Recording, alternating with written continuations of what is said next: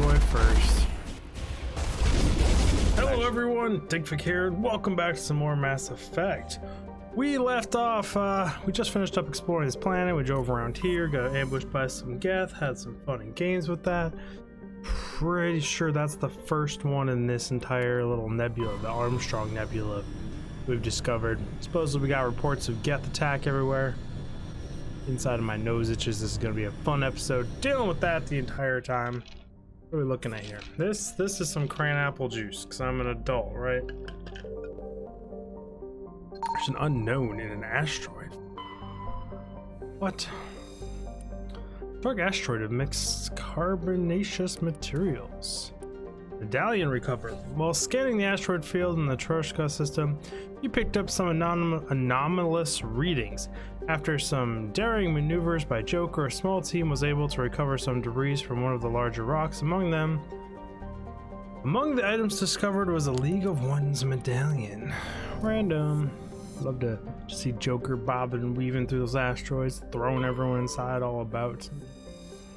Antibar is the one we can land on, so we will save reading that till the end. Seems to be what I'm doing for some reason all of a sudden. The other one was easy to read. This one, Patamaris. We can survey it. Heavy metal surveyed. We found iridium on it. Good for loot, excuse me. There, a little burp. It happens. We're all humans.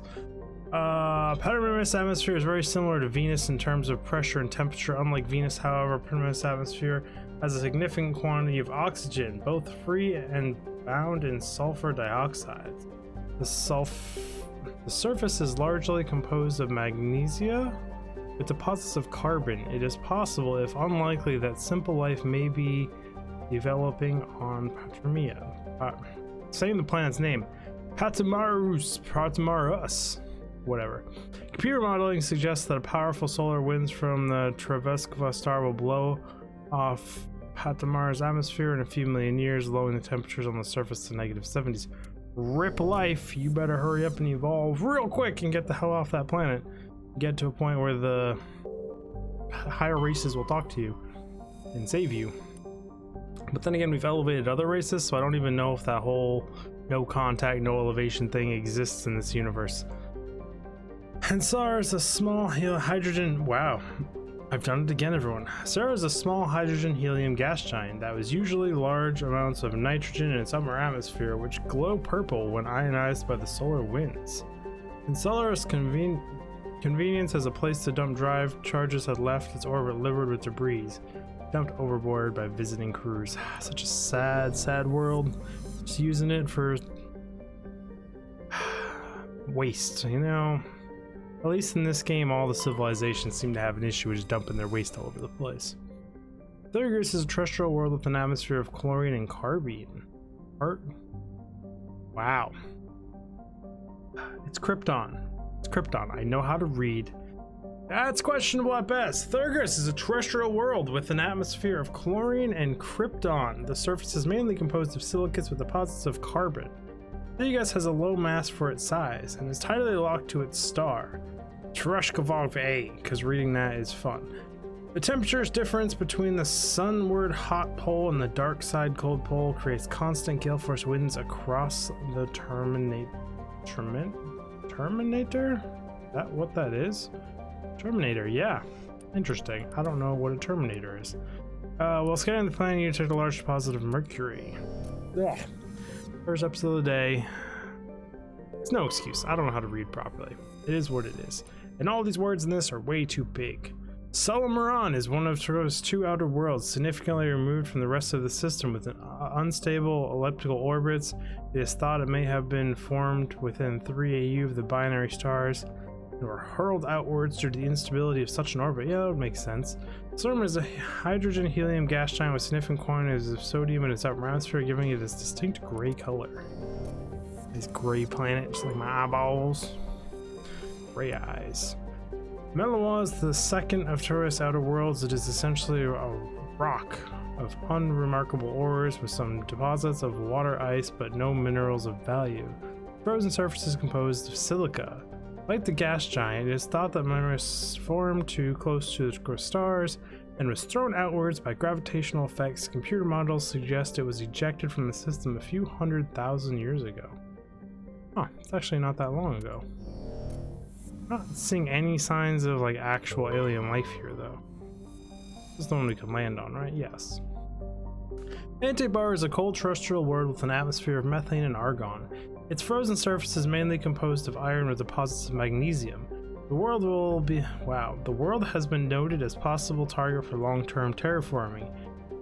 If the atmosphere could be increased to the thickness of Earth's, the global average temperature would rise by 10 degrees Celsius. Antibar's combination of low temperatures, high-speed surface winds, and low visibility make it a dangerous to explore on foot. Now, I changed my background to be a slideshow to cycle through a bunch of pictures. And now the right side of my face is super bright because a picture over there is a white background. Possibly why I had my whole desktop just set to being a black background prior to this. Sometimes you just want to screw up your own recordings. We are going to take Liara and Tali because that's just what we've been rolling with here. Whether it's good or bad, who knows? They like to die a lot in combat.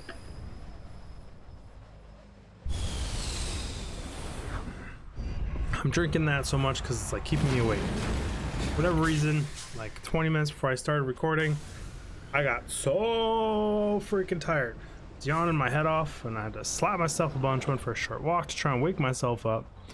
So bad. Let's head straight over to this question mark to begin. Then we'll head down and around, I think. Did change mic position. Hopefully I'm not breathing it. Hopefully you are not picking everything I'm doing up. You can't breathe like that, you pick that up. Can breathe through my nose, you don't hear that. Progress. Breathing like, holy shit, sitting here messing with my mic and we got Thresher Mall. Well, thanks, buddy. Do not go under. Whenever you go under, you have the chance to one-shot me by coming up directly underneath me. And we're not fans of that. Yeah, but see, when you do this whole standoff thing, you are what we call very weak. Put him down. I think that means he landed 2 hits on here. Can we just get 6,000 credits for killing that thing, just flat out? Interesting. Oh, this looks like another trap set up. Oh, these are dead Geth. The Thresher Maul get some Geth? Also, why are all the human corpses burnt to a crisp? This vehicle and human corpses show the telltale signs of Geth weapon fire. The Geth have been mangled by the Thresher Maul, and at least they got what was coming to them. Yes, at least they did. I mean, I guess if the Geth killed the humans and burnt them all to a crisp, and then the Thresher Maul showed up? Ooh. What is this? Well, I'll explain why the humans were here and why the Geth were here. Securing point. Oh, yeah, I always forget it. Checks me out the left. Can you get out the way, you dang Mako? Of course, I did the parking job. Prothean Ruin. Recover. Recover artifact. Well, that was terrible of me. Got through there. Prothean data disk recovered. Search the ruins and you discovered Prothean data disk. It must have been dropped by one of the Thresher Maul's many victims. Okay. It couldn't be a Prothean ruin, and right in the center, perfectly placed, there's a Prothean data disk. Had to be one of the many victims that put it there. But sure, that's assumptuous at best of me. Who knows? Maybe I'm being a little dramatic. Oh, I hope this audio quality turns out okay. It's such a thing. I've been fiddling with it for so many years, and I finally had it good. And then in my nitpickiness, I moved it to a different position, because I think I like not having the mic in front of me on the screen. It's much harder to find a positioning for it to work. But I think I might have finally figured out a setup that works halfway decent without the mic being in the middle of my frame. See? Figure it out.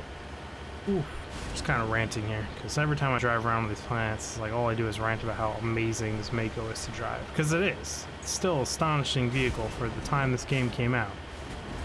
And I still argue probably one of the best driving vehicles in any game I've ever played.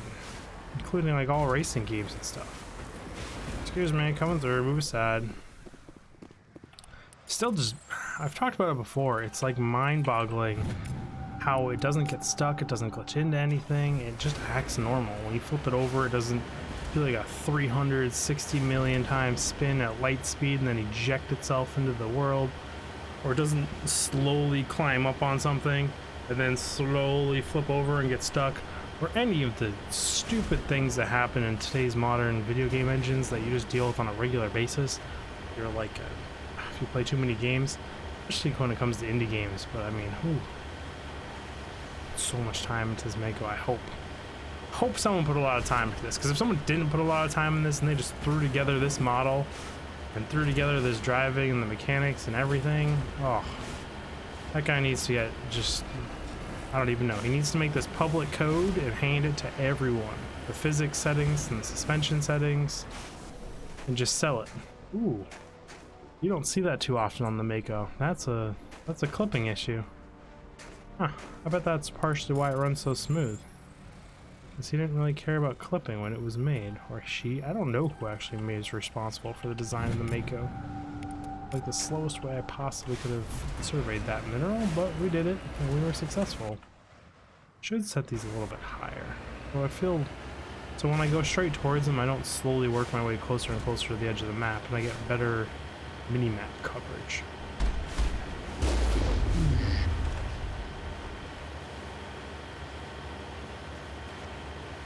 Literally just testing my breathing here. Pardon me, just staring upwards at my OBS while recording a Let's Play video that I'm supposed to be super entertaining for, and yelling and screaming and super excited about every little thing.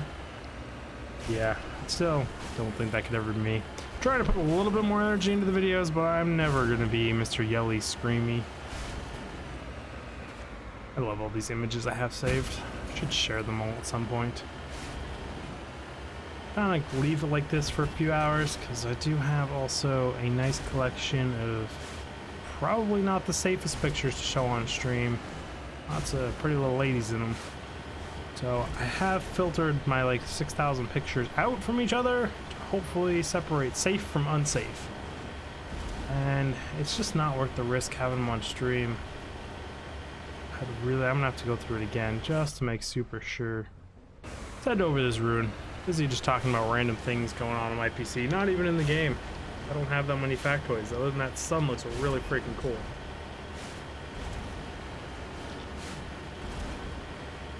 I thought this was supposed to be a binary system though. We're jammed. That means we got Geth present. Backing her up. Their dropship coming in.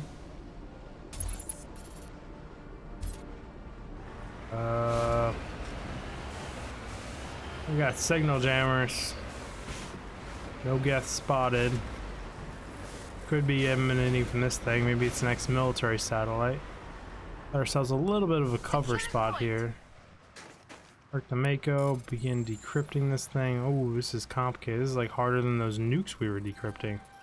Wonder what's in this thing. Shield modulator and tungsten rounds.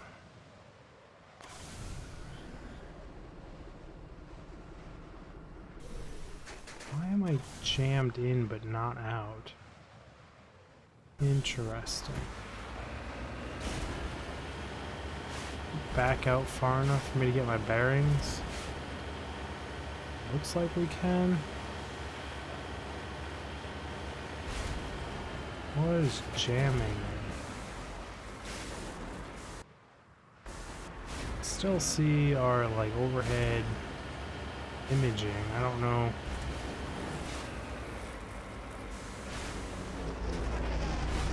That's a Geth dropship.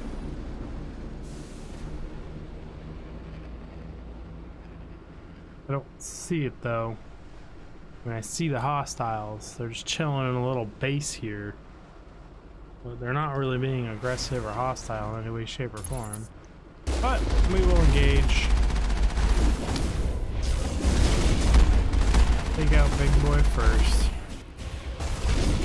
That's actually not a good call. We're gonna jump down in this little hole and work on taking all the little guys. Then I think I'm gonna mid-max big guy probably.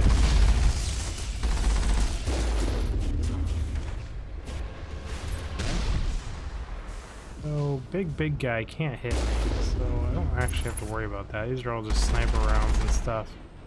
Picking me apart. Suppressing fire you till the cannon's reloaded. That should just leave big guy, right? Yeah. We are doing the shoot through shields rounds. Oh, you just got nailed, bro. And like, there's no excuse for that. Like, you can see that coming from a million miles away. Like, just move out the way. Spray and pray. We're gonna spray and pray.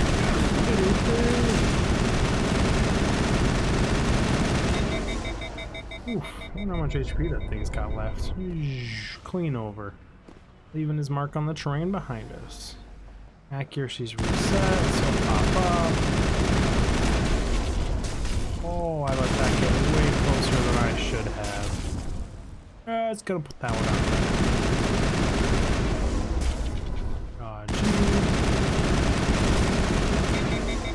Okay, I'm gonna go down there and actually see what. Oh, we still got dudes left all over the place here. Ooh, I let him get a direct hit. And that didn't hit what it was supposed to hit either. I mean, I hate games where your camera angle affects where the gun's shooting so much. It's like you gave me an aimer, I used it. Oh shit, that thing's moving. Okay, yeah, we're in trouble here. Yep, saw that coming from a million miles away. The second that first shot hit and I was stuck down there and I didn't hit the repair key, but hitting the repair key would stop us dead in their path. Shit. And I think last save was touchdown on planet. Well, shit. Well, fuck it. Drive straight out to the threat, remove the threat, and then move on with our lives. This is what you get when you min-max and you play stupidly. Oh, it's embarrassing. I hate mess-ups like that and shit on stream. You're supposed to look pro, but we're all human. We all fuck up.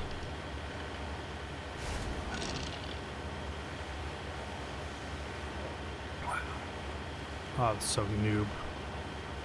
So insanely noob. Okay, so there's a mineral over there. Mental note that one. Oh no, I am jammed. What will we ever do being jammed? I do not know. We'll fight this mountain base. Come in from a place that doesn't give me high ground advantage, which... I mean, I love the sound effect of the Geth ship, but also if there was actually a Geth ship, that would be much cooler. Let's count as kills? Yeah, they did, okay. Kill you up there, buddy? I'm not trying to shoot the Geth Colossus. I'm trying to shoot the dudes behind the Geth Colossus. Doesn't seem to be happening. They're like, fine, go through the Geth Colossus first if you're gonna make me game.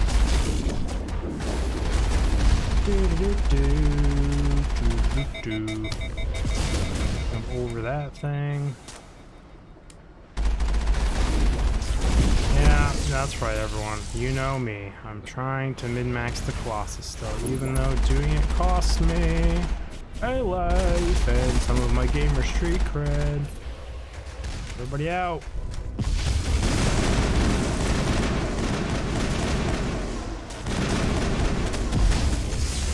Ooh, are those things just opening, like hitting the Mako? Pull the Mako back. Push forward again. I left the thing with like 1 HP game.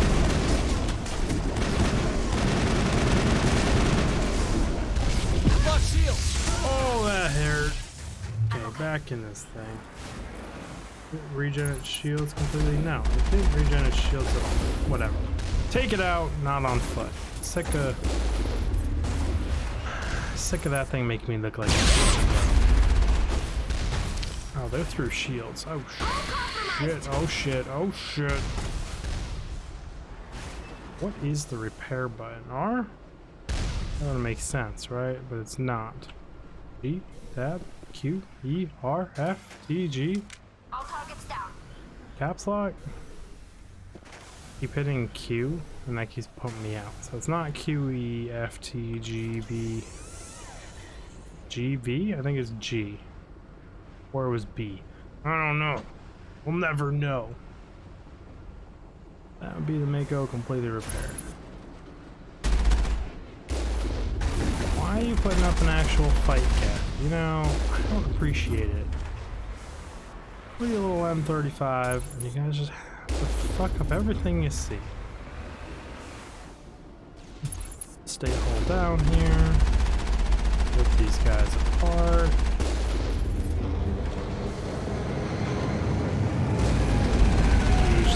Drop ship, probably be safe to. Well, I mean, I'm hull down here. Or at least I feel hull down here. What did you just drop off? Oh, you dropped off a Geth Prime, I guess. It's 2 Geth Primes. I guess that's something I could at least be kind of concerned with, theoretically. It's not really, though. I mean, I guess they're worth a lot more experience than those Colossus and Geth Prime, so I think I'm supposed to be concerned about them. But, like, they also can't stand up very well. So, no shields for you, Geth Prime, and stop regenerating HP. Not about that kind of work. Jerk gets shock trooper who just got ran over by an M35 Mako. Either way, everyone, that's it for this episode. It's kind of embarrassed to get my ass whooped and losing all that progress. I have to go back and do all that stuff off stream. And in the next episode, we'll continue exploring this planet from right here where we left off. And I will see you all in the next video. Dig Fig out! Supposed to do the YouTube stuff. Subscribe, comment, bell notification. Thank you all very much. Share it with everyone you know.